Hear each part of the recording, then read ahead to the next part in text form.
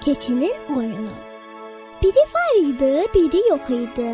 Bir kənddə bir-biri ilə dost olan bir keçi, bir qoyun, bir də inək vardı.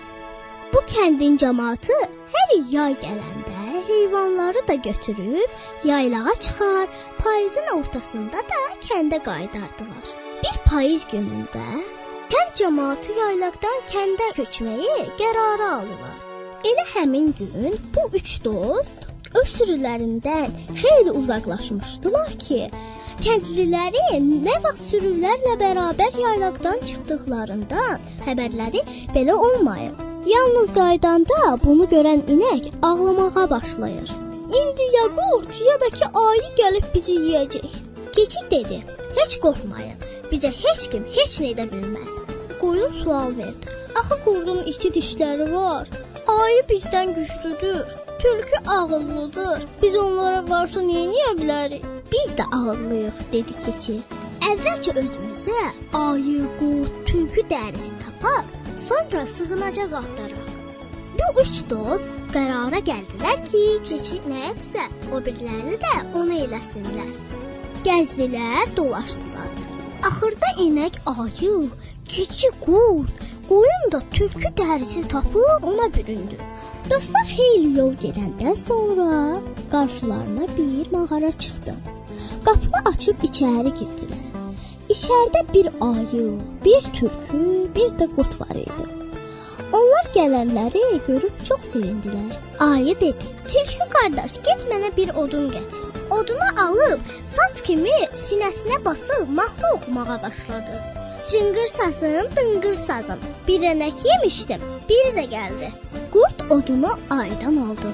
Cıngır sazım, dıngır sazım, bir keçi yemişdim, bir də ayağı ilə gəldi. Sonra da tülkü odunu alıb, cıngır sazım, dıngır sazım, bir qoyun yemişdim, biri də öz xoşu ilə gəldi.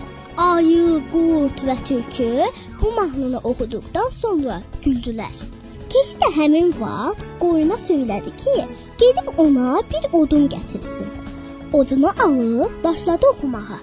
Cıngır sazım, dıngır sazım, bir qurd yedim, dərisinə büründüm. İndi də birini yeyəcəm.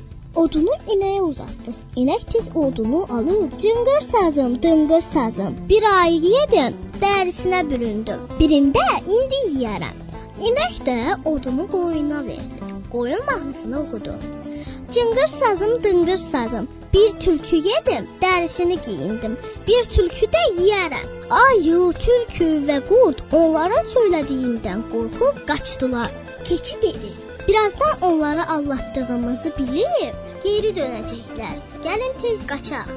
Qaçdılar, qarşılarına bir qaya çıxdı. Onlar qayanın üstündə dayansınlar, görək ayı, qurd, tülkü harda. Onlar xeyli qaçmışdılar ki, tülkü dedi, biz qoyun, keçi və inək yeyə bilərik, amma onlar bizi yeyə bilməzlər.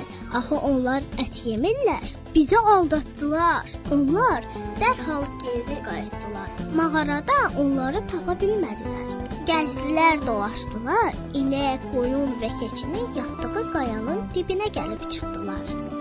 Ayı başını qaldırıb inəyə baxmağa başladı.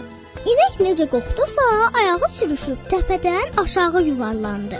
Onun yıxıldığını görən keçi səsləndi. İnək qardaş, sən yemək istədiyin ayını bək-bək tut, biz də indi qurdla tülkünü tutacağıq. Bu sözləri eşidən ayı, qurd və tülkü çox qorxdular. Qaçmağa başladılar. İnək, qoyun və keçi yollarına davam etdilər və sağ-salamat doğma kəndlərinə yetişdilər. Yenə də beləcə ağıl gücü qalib gəldi.